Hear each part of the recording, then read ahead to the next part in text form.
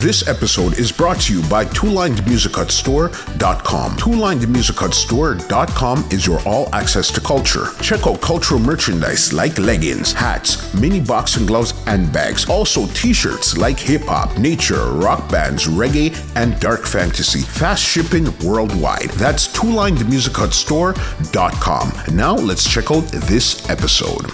What's going on, ladies and gentlemen? This is Muscle, and this is another Two Line Music Hut's Entertainment Report podcast. And today we have a really special guest in the building. Listen, this is the final member of the group. We're talking T.O.K. Listen, he's a former member. Who we have in the building today? We have Mr. Flex Double X in the building today. What's going on, big boss?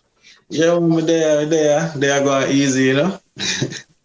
Thank you so much for joining us here on the Entertainment Report podcast today. Yeah, man, it's a pleasure, you know. Always good to talk and, you know, exchange ideas and stuff. You understand, because that's definitely what we do here on the Entertainment Report podcast. We like to take it right from the beginning and then bring it right up to 2021. So then my first question for you is this. Where did you grow up in Jamaica, and what type of child were you? Well, I grew up in Bridgeport, in Portmore. Yeah, born and grew. Shout out to Portmore. I'd say I was a very shy person at first. But when I actually got out of my shell and I felt comfortable, you know, I don't know how it works, how shy and confident go together, but yeah, somehow I managed to make it work, you know. Yeah, I got you. And then you're growing up Bridgeport here and everything. So then growing up, what do you think you were going to get into? Did you think it was going to be music, into something else? Where do you think you were going to end up? Well, honestly, ever since I was a child, I always said I wanted to be a lawyer. You know what I mean? The thing is, I believe that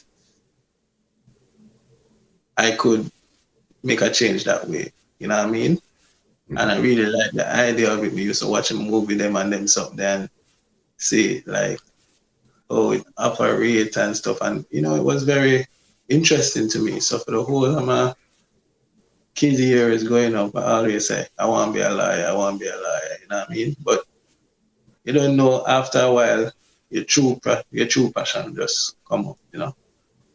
Mm-hmm. And when did you discover your voice or discover music at this time here now?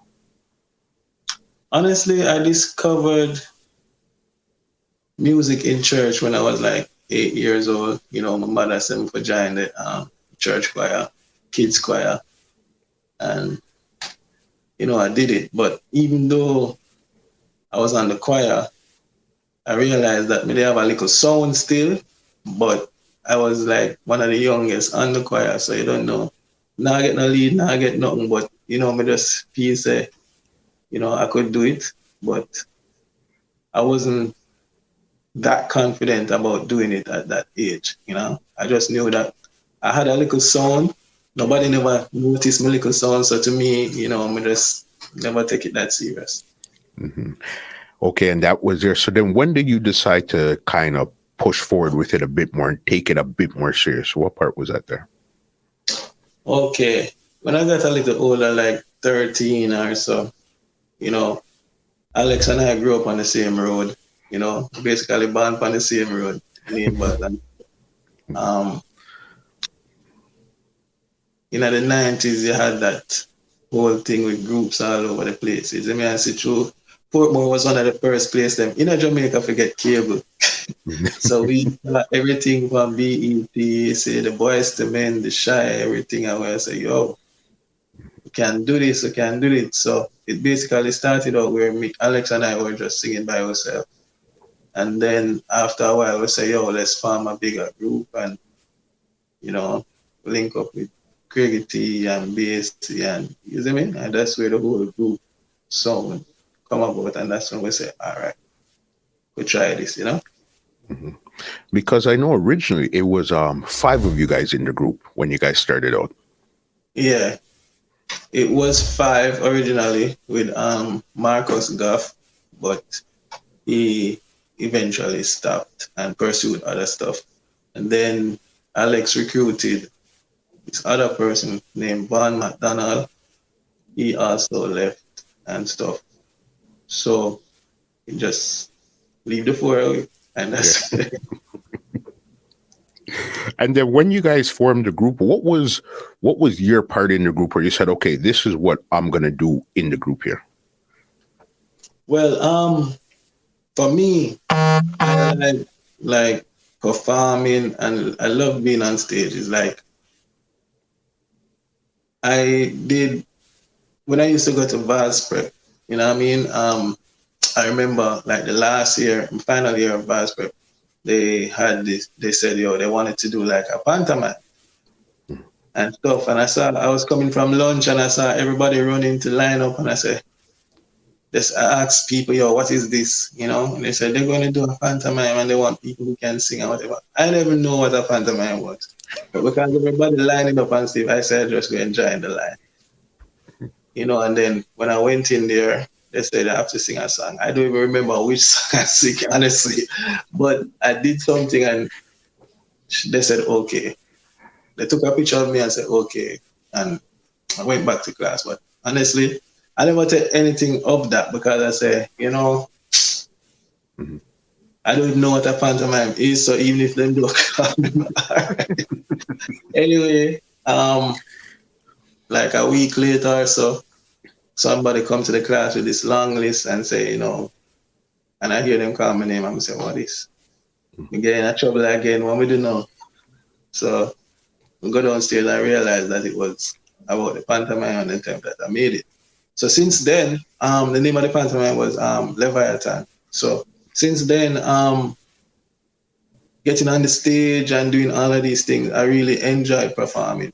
I enjoy singing, but I actually love performing, you know, because I think that's like where the real deal is. That's where you're actually one-on-one with the fans, you know what I mean?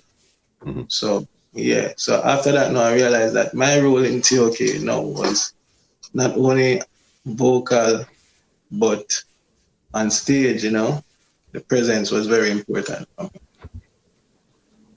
Mm-hmm. Okay, so you definitely like performing because I know you like singer, writer, performing, but performing is where you really come alive. Yes. I'll be like backstage, not saying a word, but as soon as I touch the stage, it's like a transforming a Hulk or something, you know? Where did you get your inspirations from? What did you watch growing up and say, I love how they perform? Where this was something in you? Where did you really learn the art of performing? As I said, I got a lot of it from the pantomime thing, you know, how to talk loud on the stage, you know, that, you know, I have to, it's not until recent time I realized how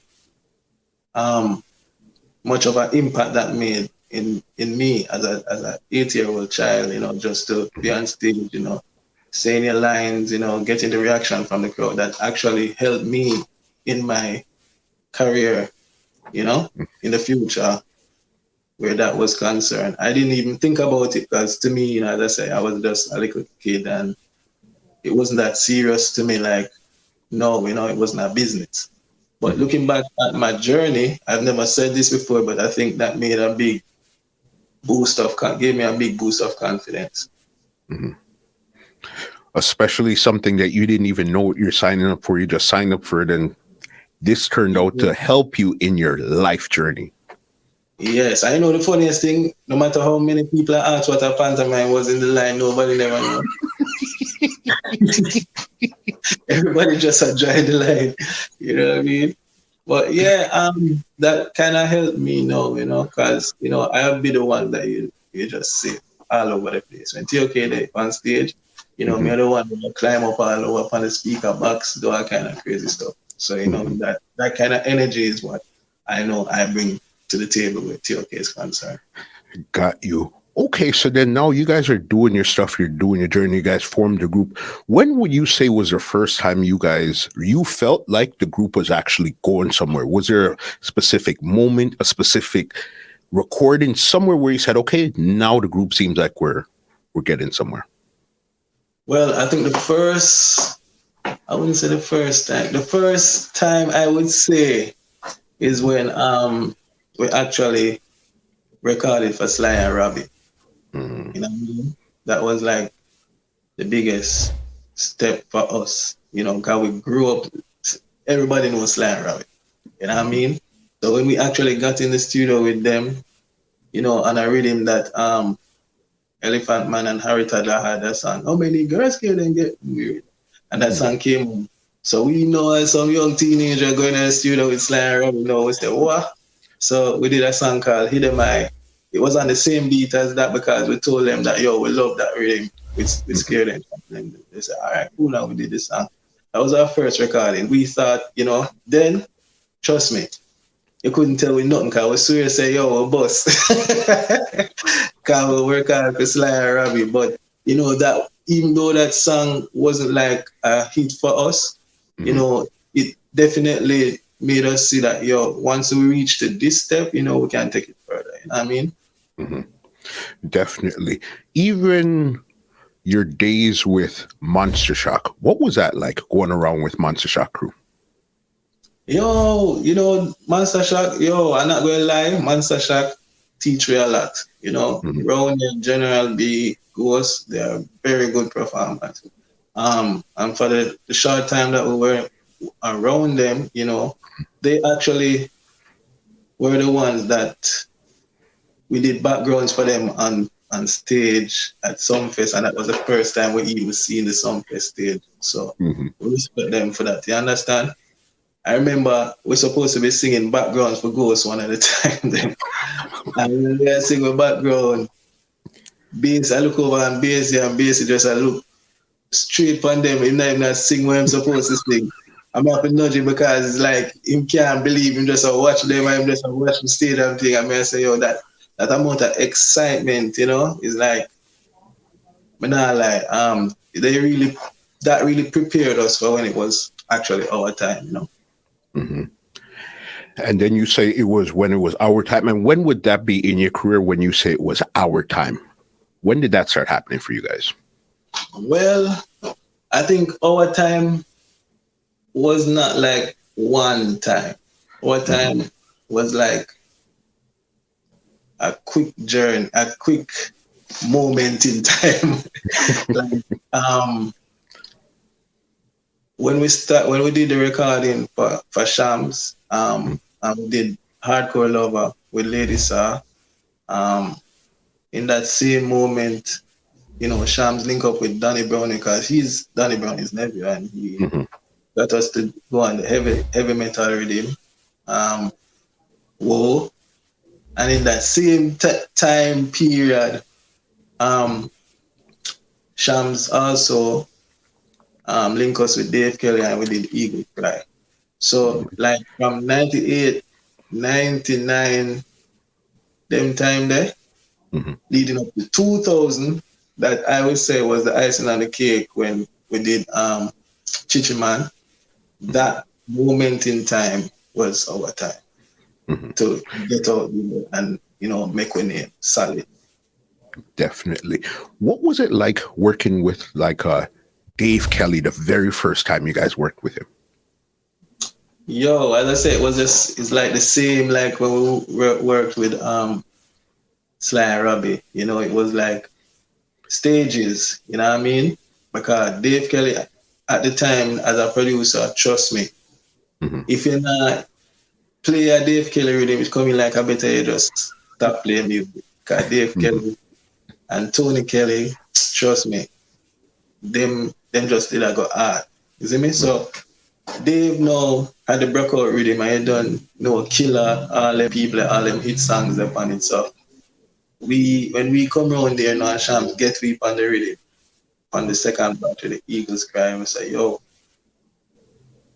it was just a wonderful feeling because the song it's like everything that happened because we have War a play for Danny Brownie, we have Hardcore Lover with Lady Saw a play, we have Eagles Cry a play on Breakout Rhythm. I said, no. During that time, it's like I saying to myself, yo, what happened? What happened? It's like we couldn't believe it. And like at that time, Eagles Cry was like, and for Dave was like the icing like that, because that was the first number one. Then we end up getting a number one from that. I was like, what? Mm-hmm. Number one? Can't believe this, man. Are we this? Mm-hmm. You see what I say? So, you know, it was really a great feeling, you know, not realizing that a few months or late, to a year later, we would have recorded one of our biggest songs to date. You know what I mean? We're just enjoying that moment. And when you say one of your biggest songs, what would that song there? One of our biggest songs is Chichi Man, yeah. Because right after Eagles Cry, that's when we did that song. And that song, despite what people once said, that song was a real song that put us on the map, really, internationally. Because it crossed over at 97, every station I played, you know what I mean? And that was the song that made the world say, yo, who is this T.O.K that we're hearing about? Mm-hmm. But that song was almost like a double-edged sword. That was one of the biggest ones, but that was the one that gave you guys your first controversy as a group too. How do you guys navigate those waters, as in being a new group and being in the middle of a controversy also? We were young enough, so we never really, collectively, we never really know how to handle it. You know what I mean? Because as some youths just going in the studio, sing a song, try to have some fun, and you know the song turned out to be a big song, and because it's so big now, the whole controversial thing come with it. But for me, I'm not going to say that in my head I knew everything, because I was learning along the way as a singer. But for me grew up and see Michael Jackson have millions and millions of controversial issues about him, and he's still like the king of pop. So to me, I just felt like it's not what is controversial, it's how you have it. You know what I mean? But sometimes when you're in a group situation and you have different minds, sometimes people deal with stuff differently than how you feel, you know, it should have been dealt with. But eventually, I'd say, overall, I'd say we handled it all right. Could have been a little better, but we handled it all right, and it turned out well. So I don't really worry about that. You know what I mean? Yeah, for sure. Because as you said, being in a group, it's different. If you're on your own, you could figure it out on your own, you and your team. But now you have 3 other members plus management or whoever else. So then this is a lot of hands in the pot at any one time. Yeah. And, you know, when you, as I said, even though I may seem quiet and stuff when it comes to certain things, I'm very vocal about it. And people say me not have no fear. So when I talk sometimes, I talking from the confidence of knowing that I can handle it.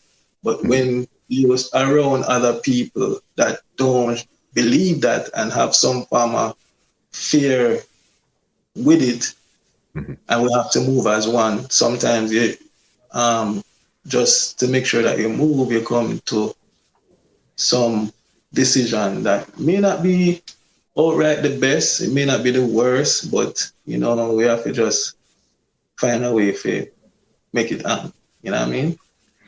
Definitely. You brought up another name here earlier, Tony Kelly. He gave you another monster hit. That was the Just Got Paid. Yeah, he was also the same one for Chichi Man too. Okay, so because I thought it was that label from New York, House of Lords. Oh, LOI? LOY, yes. Yeah, all right. They actually produced the song, but Tony Kelly was the one who did the beat and we recorded for him and stuff, because he was their producer at the time. Mm-hmm. So, yeah, What was it like working with Tony Kelly? Huh? What was it like working with Tony Kelly now? You worked with Dave already, now Tony Kelly. Yeah. Well, two of them are genius in their own way. You know, the good thing about it is that they have 2 different styles. And I'm not going to lie, Tony now, him is a good person to work with, a good person in general, you know what I mean? Tony can just hear things. I think it's the same thing with Dave, but with Dave is more like an concentrated thing where Dave sit down and, you know, say, all right, this is it and whatever. But with Tony, um, Tony environment is more like a warmer environment. You know, you just be there singing. I remember, no people don't know this, but even with the song Chichi Man, he played the rhythm for us, right? So how we wrote, you know, it's like we did all of us listen to the song and then it's like listen to the beat and then when we finish vibing, we say, yo, make we hear what everybody have. So from I come in, you know, I hear the hook in my head because it was a hook that I did sing for them like 3 or 4 times already on some other beat and everybody turn it down and say, yo, them not like. I say, all right, cool. So from I come in, me hear the hook and me say, yo, you know, say, it's all work, but me not sing it because them knock me down about 3 times and say them no want to do it. So Yeah. everybody sing them thing now. And Tony say, all right, me soon come. When you find something, then me come back. But I never sing anything. So Tony come back in the studio now and them say, so you find nothing? And them say, no. And them say, so Flex, so me not hear you sing nothing. I say, I have something still now, but, you know, so me hear it. All right. I'm going to play it and I'm sing it. And then Tony say, I eat that go voice. So when Tony said that though, you know, that's how we say, all right, because sometimes with T.O.K, you know, you need to have that one person who everybody respect that know that them doing to make a decision because sometimes before we sit down in there, trust me, it's like everything just now work on the timing where it's supposed to work. Yo, Tony was like that person now that we would have come. And it was the same thing that they happened with Money to Burn also. Same kind of energy.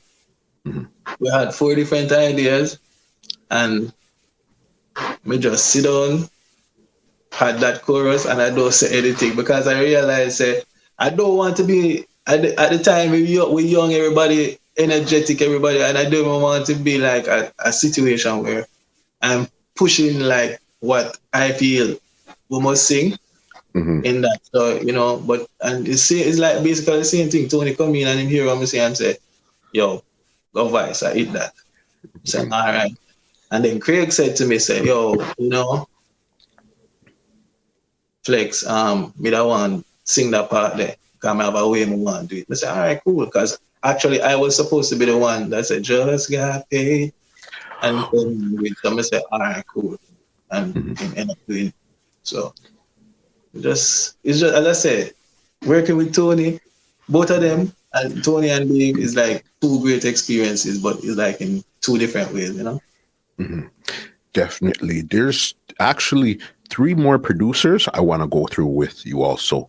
Another one that gave you guys one of your another monster hits would have been Don Corleon.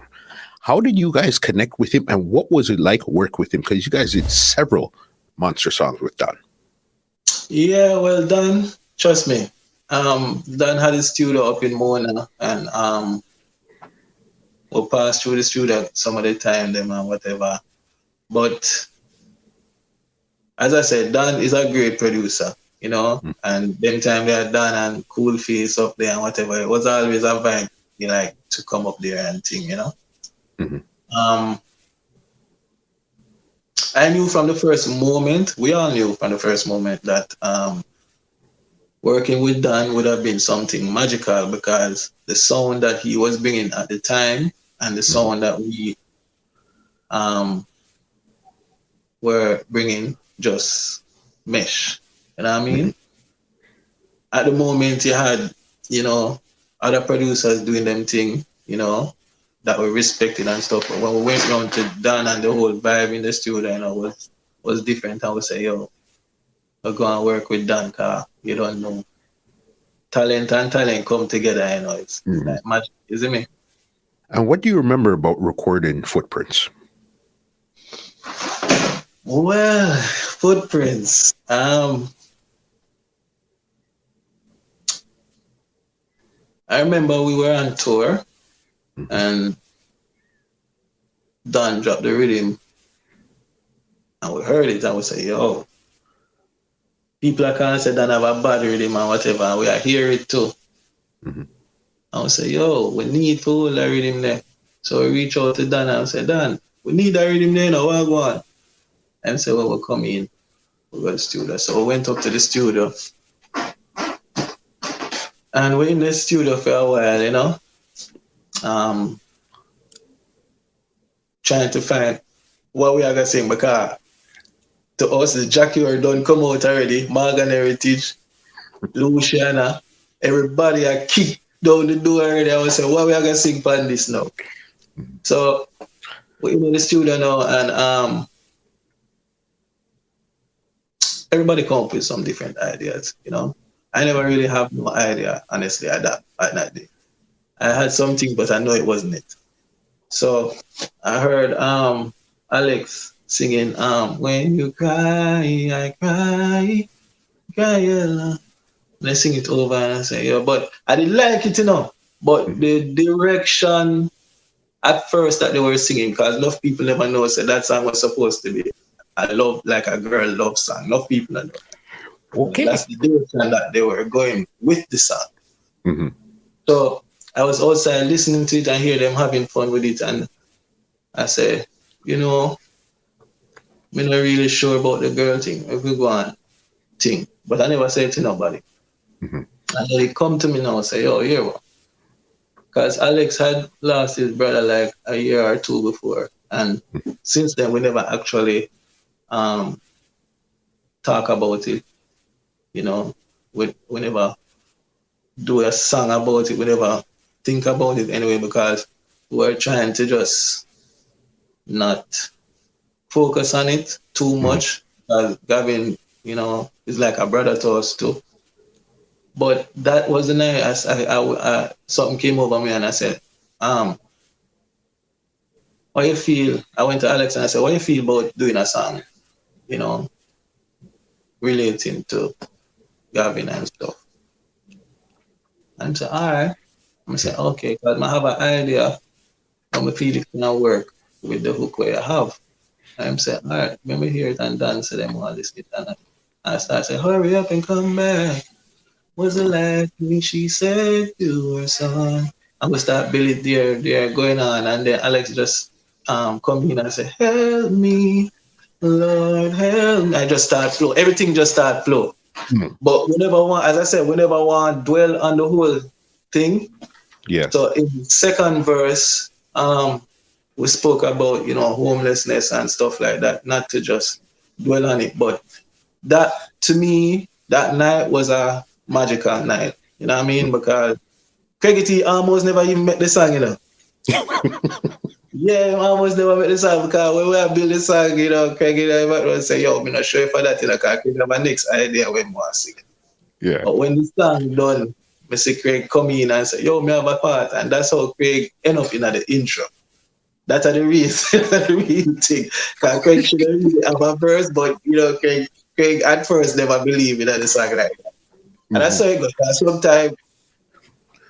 Sometimes you as an artist have an idea where you want to go, you know, but the vibe and the energy is just take you somewhere else where you need to go, not where you want to go. You know what I mean? For sure. No, crazy. It's always the ideas behind the songs or what happened behind the songs are always the most interesting parts to hear, to say, this is what we got out of this idea we had. You know what I mean? That's always so interesting. Another producer I know that you guys did a lot of work with, but now we're going to take it to New York, was Bobby Konders. How did you guys connect? Well, Bobby Konders, art. A lot of people don't know. You see, when T.O.K, just like, as I tell you, like the late 90s, 99, 98, trust me, we got a lot of calls from people. This is before we even start touring, because T.O.K song them did not go on good underground, like in New York, Japan. We heard about T.O.K being the biggest artist in Japan, and we never even go up on a flight together yet. Yeah. You know, so people just are calling and say, yo, the bigger New York, you know, Ray, this and that and whatever. But sometimes I wonder, at them time, I wonder if it was true or people just try to gas you up or something. Because we say, yo, how we can so popular in a them place there. Our pocket them not show that. So to we know, we say, yo, maybe, but when we start believe it now is when we realize enough Japanese people just start come to Jamaica. Some of them are come, them say them come Jamaica just to meet with and see who is T.O.K because T.O.K just big. I mean, I said, no, this can't be real. Something wrong. I mean, I tell you, them time there, even though we get the number one in Jamaica, we never go up on show. Them time there, the amount of dub we do start, trust me. We kind of, all right, just have a dub. Like, you know what I mean? Yeah, it's like, it's just, that was the moment me say, yo, is this really it? Me know how Beenie Man and Killer them feel. Love, you know what I mean? But with Bobby Konders now, when we reach up now, Bobby Konders is just read the energy from day one. We did a song called If I Were a Theme on this rhythm when we did have them rewind. And, we do some other songs for him. But Bobby wanted to produce as his rhythm, so they link up with Shams. Right? At the time, Shams was our manager and producer. So Shams built the rhythm for Bobby. So it happened, so we did go to the studio the day for link Shams and stuff. And Shams said, yo, Bobby build a rhythm, I build a rhythm for Bobby. And we want to know Eric and we want to know voice. We did the room. So, all right, cool. So we're in the studio now and we're vibe and thing. And then we come up with that song there and give Bobby. When Bobby get the song now, Alex actually came up with that hook and stuff, and we would always sit down and we just meditate and fix it and deal with it. So when Bobby loved the song and start run with the song now. And we say, what? So our cousin them, our family, and say, yo, I hear a new song from one of them, man. I play hard. We say, what? Because Chichi Man done lock down the whole New York already, That's why everybody in New York look for it. You know what I mean? And then Bobby was the one now who, after that song, on the mainstream, him come with Galilee now that follow through after Chichi Man. You know what I mean? This never have no controversial thing. The only thing I say we love woman, so the song just run. And from then, trust me, I'm not lie.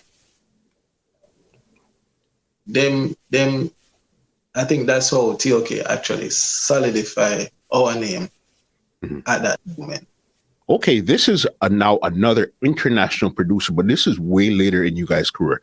Linking up with Major Lazer. How did that happen? Well, Major Lazer now, we'd actually link up with him from before, He did that project before he be Diplo, before them become Major Lazer. But we were on one of his projects before, but our songs weren't really released as the main singles and stuff. But we worked with him before. But later on, when he did the Busy song, we heard it and we said we love it. So basically, must have seen him and reach out to him one day and say, yo, we love that rhythm there, voice and thing. And him said, yeah, man, I'm saying it. Went to the studio and vibing the song and stuff. Because I guess what, I see through the Busy song I play hard where I say, yo, nah. Well, we're going to sing that. But remember, this is now the third time this happened to you guys. First, it happened with Dave Philly, then it happened with Don, and then now it happened with Major Lazer. Yeah. So we sit down now, I would say, all right, what we got to do? And we're in a big yard studio, and we just play, for hours. Like maybe an hour, so everybody play and whatever.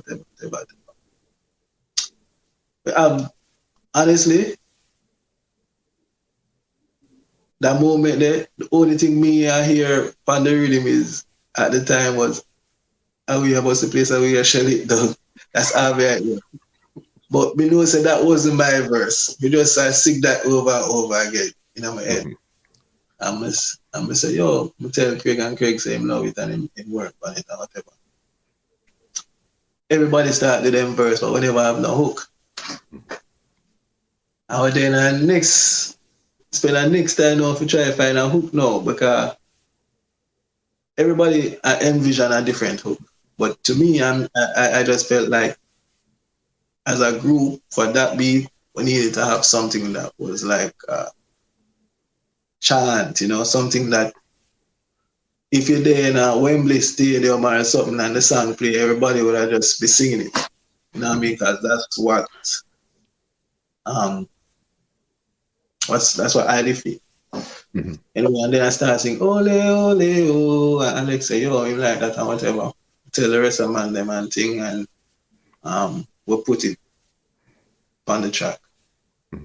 After that, now everybody finish up them part now. But then it got Diplo and him love it. Him say, yo, I love this and thing. So we end up shooting the video for it and stuff. But I believe, honestly, and this is my opinion, because I respect Busy as an artist and everything, and this have nothing to do with him and his song. But I feel like if our song came out like the same time as him and not like after, I think like our song would have been like a world anthem. It is, people love it and everything for where it is now, but that is based off a second batch thing that even DJs thought we just take the rhythm and just vice back. As them, because DJs always say, yo, you take the rhythm and vice from the rhythm. I deploy the vice back and say, yeah, what you talk about? You see me? So even that whole thing, it kind of like, hold it back a little. You see me? I say, but if it came out like one project at the same time, trust me. Okay. You think it would have had a further reach than it had right now type of thing? Yes, definitely. I got that. Cool. Since you're the performance man, you like to go from left to right all around on the stage. Tell me 3 of your most memorable performances that you'll never forget. Never. Okay, I remember one time I was performing on stage. We were performing on stage, and them time they much younger, so I love lift up woman and carry up on stage like a lift up man. You see me? So me realize that sometimes some girls look big, but when you lift them up, them actually don't weigh as much as they may look. So I say, I'm start getting a habit of living up some big girls now. You see me, I know me a little maga man, I lift up them big girls. So everybody I say, wow. Anyway, I'm gonna call up this fat girl on stage now, this big girl, I'm gonna say, yo, same routine and whatever. But when we go to lift her up now, I'm gonna say, wow. Nah, go. What's that one? So the whole place I laugh now, whatever. I'm just the girl just lift me up and put me over.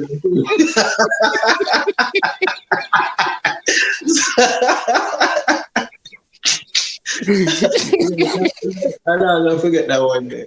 That was one of them. There's this other one, I think it was Germany. It was somewhere in Europe where I called up this girl on stage and I was dancing with her, but apparently, can you see when you call up a girl on stage and she at the front of the stage, I really think say,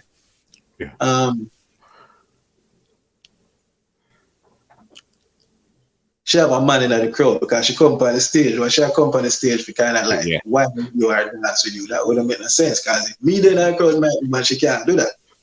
So, anyway, the girl come on stage and we start dancing with her and whatever. I have to shout out Craig on this because me never even see it coming. So I dance with the girl and thing, and all of a sudden, I just see one man sail one buckle, I'm going to tell you, the big girl sail one buckle from around at the back of the thing, and I see a Craig and just comes up and grab the buckle before it reached me. I was say, what? And just the woman go up on the stage and I dance with me and him vex. Yeah. So I say, you see how easy you can get that back up with something you don't know. Crazy. Yeah. And one last one that you'll never forget. Okay. The last one that I never forget is actually not the only time, but the most memorable time for me, you know, was when we performed in Japan in the stadium with Michael Brown. Trust me, that was, and that still is like maybe the most memorable performance for me because just the whole energy, the you can hardly hear yourself, the amount of people out there. It's like, trust me, that moment there, for me, is like the greatest, you know? One of the craziest things. Plus, I remember there was a show where you guys and Rihanna actually performed on the show. You remember that show? Yeah, I remember that. I think it was in either Boston or something like that. What was that show like? That show was funny. Well, I think if it's the same show you're talking about, I think that was for a radio station in Boston. I don't remember the name of it, one of the urban stations. But at the time when we did that show, Rihanna had Mr. DJ and stuff. She was just coming out. You know what I mean? So she performed before us, and ever since her first single, Mr. DJ, and she had this next one named SOS at the time, or whatever. I said something about this girl, you know. So we were doing a beach party called Bounce, and I always say, yo, my feel say we for bring Rihanna, but because she never really bust big yet, you know, the whole push to get her on it wasn't there with everybody, you know. But I always say, yo, I want to meet her and this and that. I actually got her manager at the moment. At that time, I actually had a manager number and I reached out to him, but never get through. But I remember DJ Buddha, he was our DJ at the time. We were backstage and I said to Buddha, I said, yo, Buddha, I want to meet Rihanna. And I'm saying, all right, cool. I'm going to call her. So me, know, ready, I'm going to say, yeah. I'm going to meet Rihanna now because I like that little Caribbean girl or something. Yeah, isn't it? So, I'm going to like her sound and everything. So I'm going to say, all right, cool. So she came in the room. And then when she come into the room now, I see her, I say, wait. She tall, man.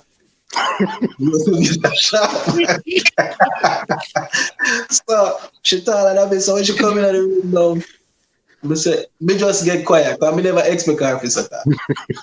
You know what I mean? I just look on her, everybody, and she say, hi, I love your music. I would say, yeah, we love your music too. And everybody just look on her, now I say nothing. She look on me, and then she said she gone. And I say, okay, nice meeting you. And then when she gone, I say, you know, some is like, yeah. Rihanna in the place, I will be talk to her. And instead of me talk to her, you know, I just focus on how she talk. Yeah. You froze up on the opportunity, bro. You froze. That's so crazy. Hopefully she sees this and she laughs when she sees this out. Crazy. I even remember. Back in the hotel room the night and I sit down, I beat myself. I say, yo, you're fool, you're not even take our number and say, yo, come try to do a song. That's so wild. That's wild. Talk about thing there. How you guys came up with doing the reality show, Taking Over. Well, we always knew we wanted to do something, but the idea came from the producer, Corleon Silburn. He reached out to Craig, and Craig, we had a meeting with him. Craig told us about it, and we talked. And from Corleon start, give the idea, we say, yo, yeah, we need to do this, because we always talk about doing shows and stuff, especially Alex. He always wanted them something. So when this opportunity came around, we say, yeah. And plus, Corleon is somebody that we've worked with in the past, when we're just coming out, like, during them days that when we he was the one in charge of the music video shows on CBN in Jamaica at that time when we were just coming out with Hardcore Lover and Shams of the Baddest Rhythm and stuff. And Carlington, no matter what, we always reach out to Carlington and say, yo, Carlington, we want to do a next drop in something with them. Always show support. You know what I mean? I think, trust me, it reaches point where I can say he's one of my closest friends. You know, because he's a very good-hearted person, and I like. So, yeah, man. When you bring it to us, that whole experience was good. Big deal. Because I know, did you guys end up doing an album, or you guys were supposed to do an album with the same name? We were supposed to do an album. We did the album, basically. T.O.K. have an album with DJ Buddha, Sit Down, you know. But if the world ever hear some of them songs, they're right, you know. You know what I mean? And the Taking Over single, you know, that's what we're gonna call the album, the show, everything. You know what I mean? So that's how we end up doing the single with Mariel Jacoda. And you know, when it start move towards that, you know. All right. When would you say everything started to get shaky in the group? And what would, from your reason, why would you say the group broke up? From your point of view. All right. Remember when I said to you, like, in the beginning, when how we used to write and everybody have them own ideas and it come down to, you know, choosing what's best for all of us and not necessarily for a person or two people, you know what I mean? I think over the years, that gift of everyone being able to put them input into things, and that way, because at that point we used to work off a majority rule thing. So even if one person don't want to do it, if three people say, yo, move, that's what we're going to do. I think over the years we developed this thing where everybody wants to have a say, and if one person don't want to do it, they're not supposed to do. And that, I think, that's what destroyed, start the whole thing. That destroyed how we moved, what we recorded, everything. I think that was how things got the way it was, because first we'll have a situation where we're moving in one direction. Even if one person didn't agree, we'd still do it. You know what I mean? And it would work. But we ended up reaching a point where if one person don't want to do it, then we don't do it. So it ended up not moving at all. You know what I mean? One thing with being in a group, you know, you have to always remember that, yes, you are a person in the group and we're all individuals, but you have to also remember that it's a group. And every decision that is made has to be made for the best of the group.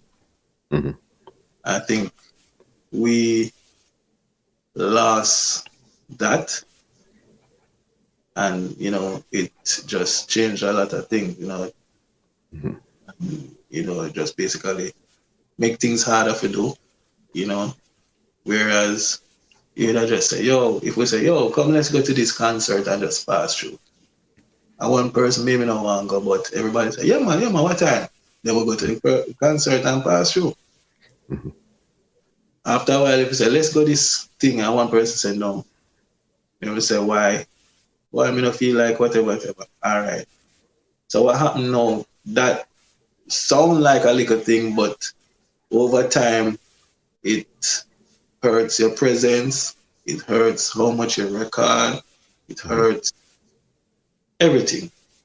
You know what I mean? Because it now become a personal reason why it should be done or not done more than a collective grief.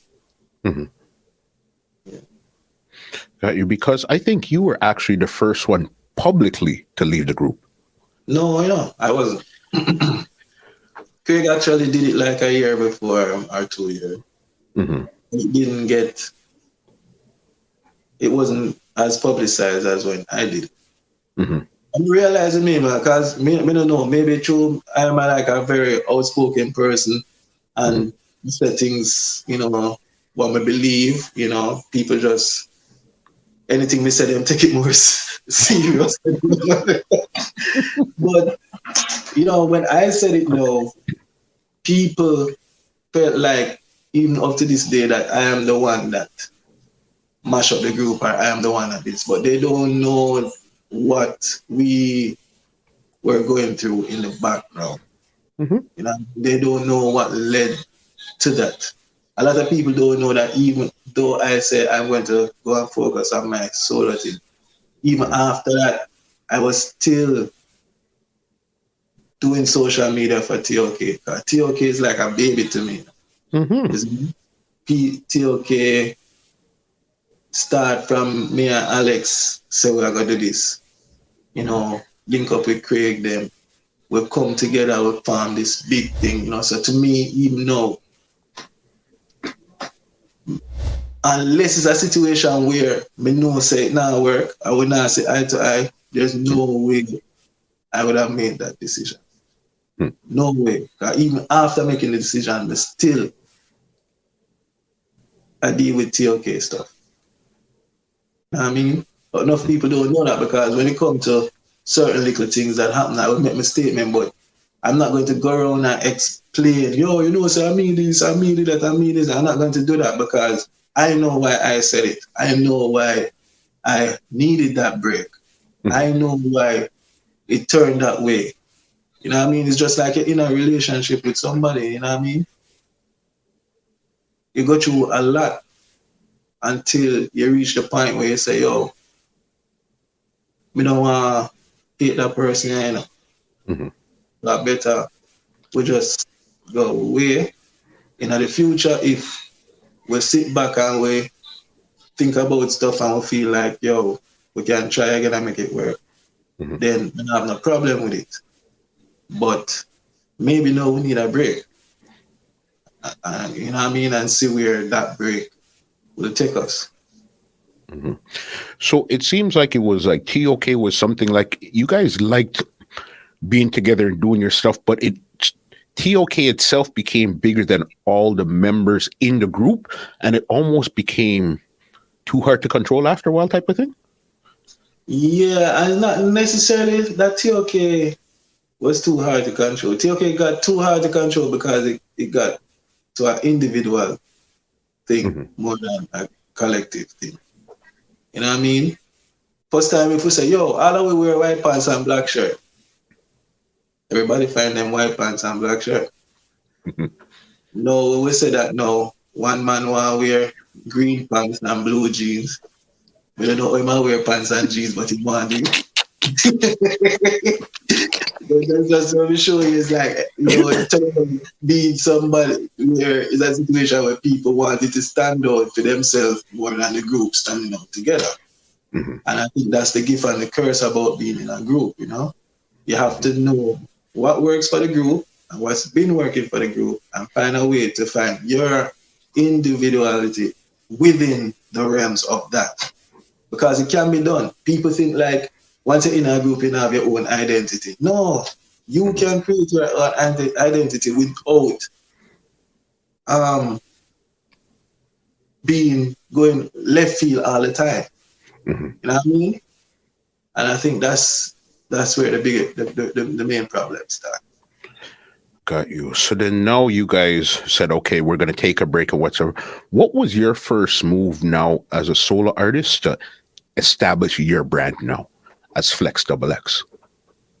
Well, for me, I was going through a whole lot of things personally, like behind the scenes, But for me, when I made that decision, I was basically going off autopilot. based off of how, my experience and what I know I should do or what I feel I should do or whatever. So I was doing it, but at the same time, I don't think my whole heart was in it at the time. I was just doing it because I felt like I needed to do it. I should do it, but mentally, emotionally, and everything, I was going through a lot. And, I just decided to say, yo, you know what? Instead of allowing this to drag me in a hole or somewhere that I don't want to go, I just went to put it in some music and drop an EP. So I dropped an EP called I Am Double X. And I'm not going to lie, I never even put much effort into pushing it or anything. But listening back to that EP, that EP they're bad. Not because it's bad, but listening back to it, it's a good body of work. The thing is, I don't think mentally I was into going and pushing songs, doing this. My brain wasn't there because at the time I was going through some separation with my big son's mother. Just some things were happening that I was trying to deal with where he was concerned, my son, and where I am concerned. It was just a lot on the table. You know what I mean? And yeah. And that was when you were going through your Flex time right there. No, that was before Flex time.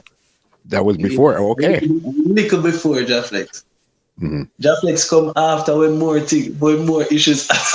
We just need some positivity around me. I was say, no. We can't take too much. I mean, God said, him not going to give a man more than he can bear. But if he said, if I so much God thinks of me can bear, start, trust me. You see me? me and one man, me must be some spirit or something because too much things there. I'm gonna say, you know what, instead I'm gonna focus on all the negativity that was happening at the time.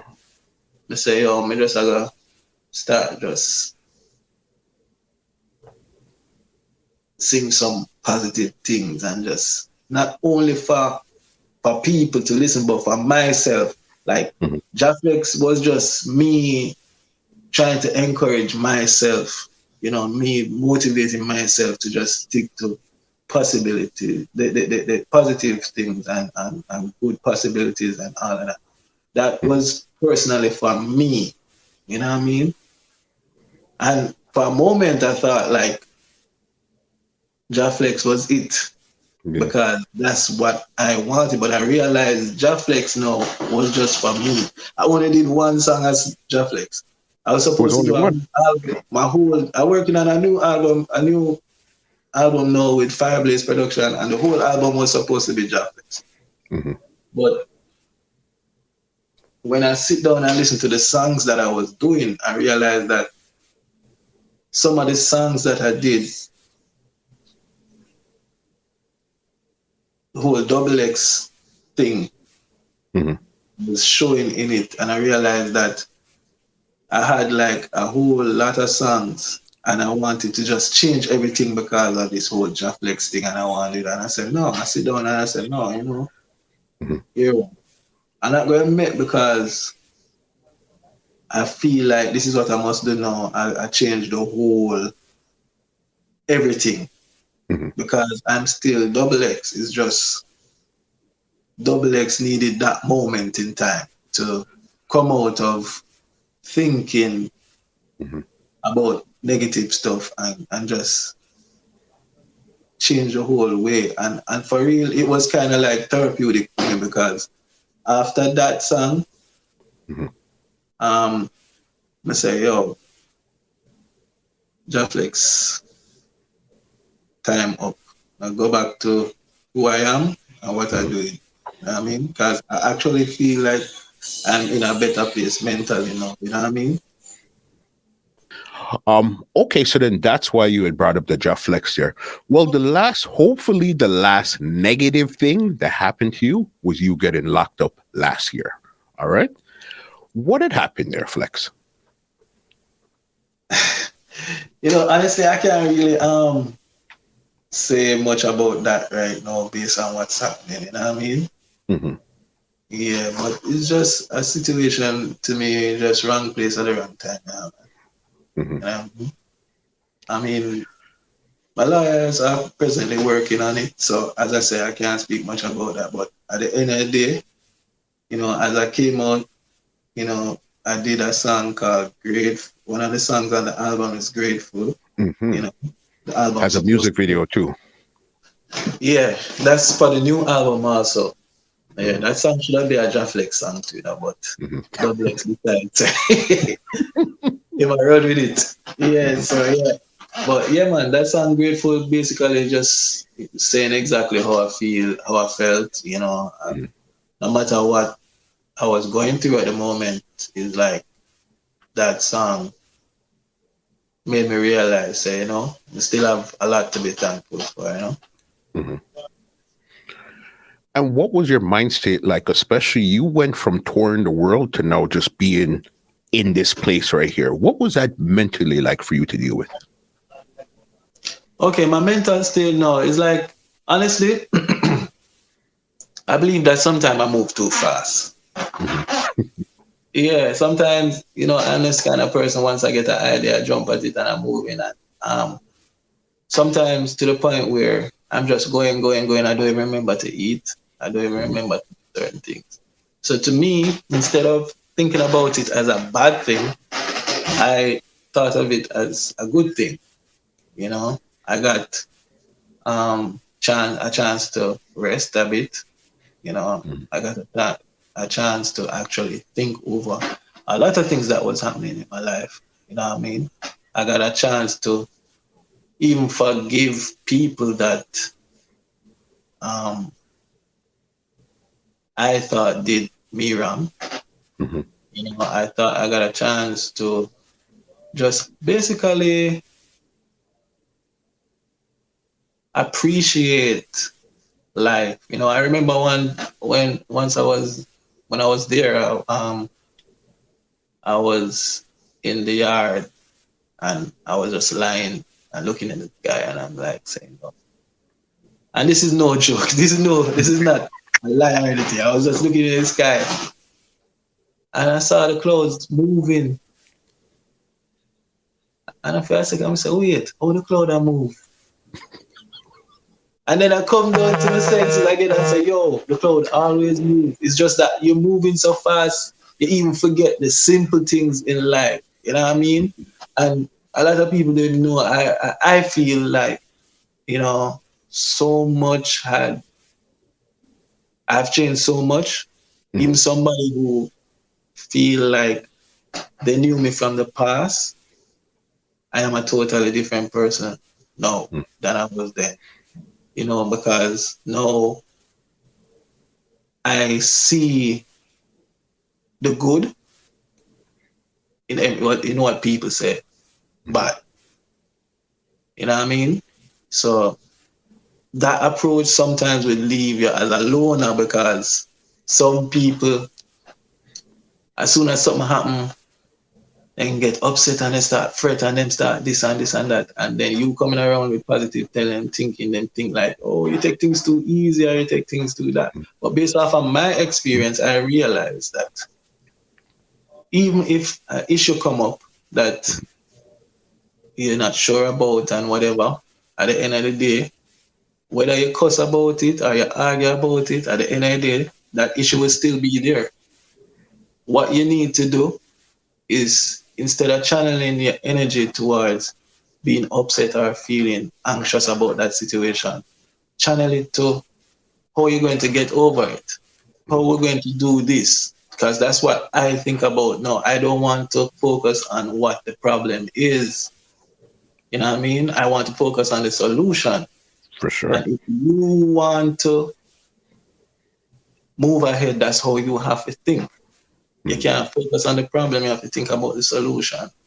you know, man. That I've always felt that way, but this whole experience just let me, you know, appreciate things more. It made me more grateful for certain things, you know what I mean? And I feel overall I'm a positive person, you know what I mean? Because I think that way and I believe that way. And the only thing about me that people may, the thing is, even though you try to be positive, people may think that you're not positive because you're a realist. Mm. And what I need to say to people out there, I'm going to say this right now. If you don't want to hear the truth from me, don't ask me for the truth. Straight up. When I tell you straight up, you don't want to hear the truth from me, don't ask me for the truth. Because you have some people who come and say, yo, tell me the truth, what you gonna do? And then when you tell them the truth now, them call it negative, them call it this, because they don't want to accept that that is the reality of it. So I always say, whenever somebody come to me and say, tell me the truth, I always say, yo, if you don't want to hear the truth, don't ask me. You know what I mean? Because people nowadays, when you tell them the truth, instead of looking at it as constructive criticism, them think you hate them, you think you're bad mind, then think you're this and that truth, this and whatever, whatever. And the reality is, nowadays it's coming like when you tell the truth, you become the most hated person. It's like you must just say what everybody wants to say, or everybody feel like you should say. You know what I mean? But I don't believe that. I believe if you come to me and you say to me, say, yo, how this song sound? Mm-hmm. I believe I should tell you, yo, here what, you know, say, I don't really like how it's on, but I feel say, if you do this and do that and try and do this, it will work. Mm-hmm. I believe that is more better for your help. That means it's on all right still, you know. Mm. Because people, that's what I'm going to come and say, yo, it's on all right still, I like it, but they're not telling you that the truth. Yeah. People want to hear it's sounding all right still, and it bad, even though it's not true. Mm-hmm. You know what I mean? Because them don't realize that all right still going to keep you not growing into your full potential. Mm-hmm. You know what I mean? So in this day and age, people are gonna always say stuff. People are gonna always this, but may just remain true, and maybe may I gonna be the only man where stay so. I saw it go, but we just have to remain true. But you rather somebody be mad with you today in front of your face and then they go back and calm down and say, you know what? Flex was really telling me the truth. You know, he wasn't being a yes man. And then they'll probably come back to you later and say, you know what? Thank you for being you. Them not gonna come back, you know. Them just like I said, them didn't know or whatever. Trust me. I mean, I don't know how it became this way. Like people nowadays, them can't take constructive criticism. It's like nobody wants to stand accountable for nothing. You know what I mean? See, even in the world, them, you know, with the whole homophobia thing that them talking about and whatever, whatever. You know, people saying freedom of speech, people need to talk and whatever, whatever. But the freedom of speech is for who?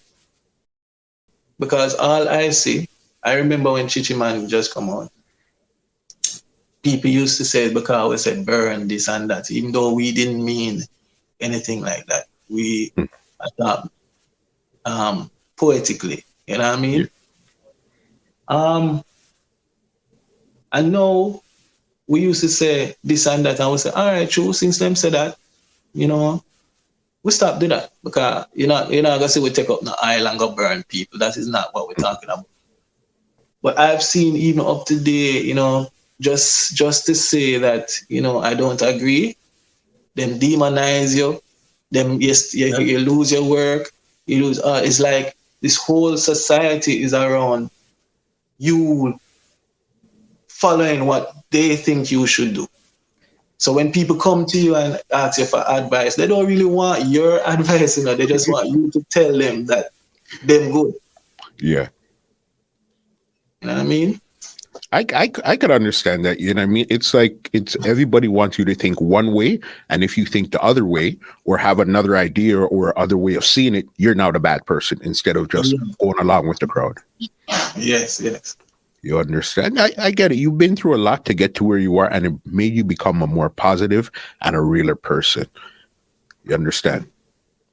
Yeah, man. Right Definitely. now, I see you doing a lot of hanging around a lot with Chucky from Monster Twins. How did that link come around? Okay. If anybody follow the history, I actually managed Monster Twins. You know, Okay. the time when they recorded the song Galileo Ali. When I say Galileo Ali, that's a T.O.K. You know, Galileo Huawei, uh, Tambourine, all them songs. I was actually managing them at the time. Okay. Um, but later on, it just happened that we link up in the States, and he's in Maryland now. I'm in Maryland now. So because we have friendship from long time, because we know each other from we kids them just born. You know what I mean? So the long years of friendship. So because we in Maryland, we just end up start going everywhere. Hmm. You know, go studio, party, and we just sit here until we just say, you know what? We're already doing all of this. Um, Going touch road and all this already. Can we just do some song, start a little YouTube thing, just because to me, I mean, even though them say the pandemic out and whatever, I still believe that, you may not be doing exactly what you want to do at this moment, but that don't mean you need to be quiet. You know what I mean? So True. we just work and, we just see where it goes. Hmm. Yeah, 'cause I see you guys doing a lot of skits, reviews, and all type of stuff you guys are doing right now. Yeah, yeah. Hmm. 2021. When could we expect a body of work from Mr. Double X? Well, the album I've been working on, as I said earlier, I've been working on an album with DJ Fireblaze Hmm. from yeah from Magic 102 on this side DC. So it's basically done. When me and Fireblaze link up, me tell him say, yo, we want just do an album where Hmm. capture the sound of dancehall that everybody love. You know. And he was with it. So we just say, yo, it turned out from doing a couple songs to a whole album. Yeah. You know what I mean? But as I said, because of the pandemic, we kind of um, cool down and say, yo, you know what, make we watch and see. But now we're at a place now where we say, all right, make the year done, and next year we just kick it out. Hmm. Got you for sure. Last one here I got for you before I get you out of here. What is looking back on your entire journey as a musical artist? What would you say is one thing you missed the most about being in a group, and one thing you like the best about being a solo artist? Okay. One thing I miss the most, where being in a group is concerned, is that when you're up on stage and your partner come in, you can rest.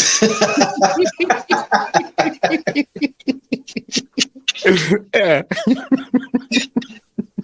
But no, like with me, I've been performing a whole lot, but like, I would go to places and people see me, and from them see me, them want me sing. So that's why I don't try to go out as much because it can just turn out to be one little thing, they just turn into one concert. You know what I mean?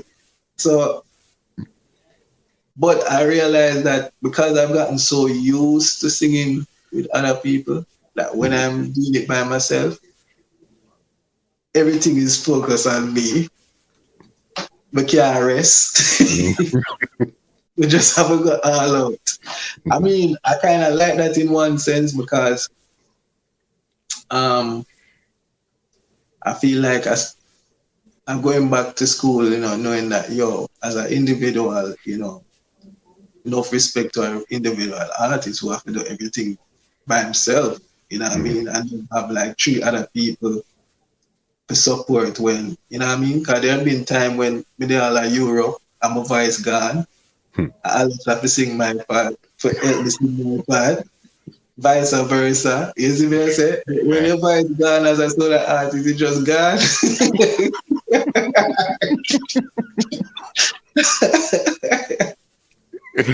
I got you. You know what I mean? And those are things you learn, especially after the fact. Now you say, okay, it was cool, but here we are right now. You know what I mean? Yeah. Despite everything, I'm a brother them same way, you know. You see me I say? I mean, even siblings go through them whole thing when them ready. You know what I For mean? sure. Yeah, and we've been doing it. I look at it this way: we've been doing it since we were teenagers. So a time must come when we at least want a little break. You know what I mean? So it not really bother me to that, and I still feel good because everywhere I go, people say, "Yo, T.O.K, T.O.K." So it's not like I know we didn't do a great body of work as a group because people still calling for us. You know, so I feel blessed about that because there are many artists that come away and when them decide to them done, nobody now say where them there, nobody not asking nobody. So I know that we made a big impact and we're still doing it, even now when we're not even recording. Know what I mean? So I feel good about that, you know. Got you. Floor is yours right now. Anybody you want to big up, anything else you want to say, leave some contacts, handles so they could check you out and stuff, but the floor is yours right now. All right, yo, want big up every T.O.K fan across the world. You know, even if you I wonder what's going on with T.O.K, right? No worry yourself, you know. Everything will work out eventually, you know. What is to be will be. Shout out to Opari, Chucky B. Yeah, you see me I say. Monster Twin family, you know, shout out to the other members of T.O.K, Carlington, Silburn, we're bridging them where we link with on that side. Yeah. You see me I say DJ Blaze, GT Youths, you know, everybody. Yo, if me leave out a name, don't vex. You see me? When you don't vex with me, just know say I forget. Yeah. But yeah, we also have Chucky B and I just started a new YouTube channel called Double X and Chucky B. I need y'all to go out there, subscribe to it, you know what I mean? Check out the videos because every day some mad thing come to it and we just record it for entertainment purposes. And, you know? You can follow me on Instagram at I am double_X. Can follow Chucky B at monster_twins with a Z. And the man says MONSTA_twins with a Z. Yeah. I am double_X. Twitter, Facebook, Instagram. Just follow the movement, you see me? And look out for the new song that we're supposed to drop.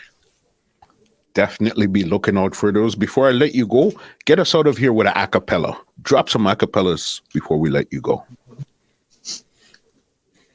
She's blazing, everybody wants her name, and I gotta get her home with me tonight. Hurry up and come back, was the last thing she said to her son. The day his life was taken. Yeah. Flex, Double X, thank you so very much. This conversation, epic conversation. I like how you were open your flow. It's like we really got to see another side of Flex in this conversation here. You know what I mean? Yeah, man, definitely. Respect, brother. Respect for the time, you know? Big up 100%. Let me give you an outro and get you out of here. Well, ladies and gentlemen, this is Muscle, and this has been another Two Line Music Hut's Entertainment Report podcast, and we are out. This podcast is brought to you by www.twolinemusichut.com.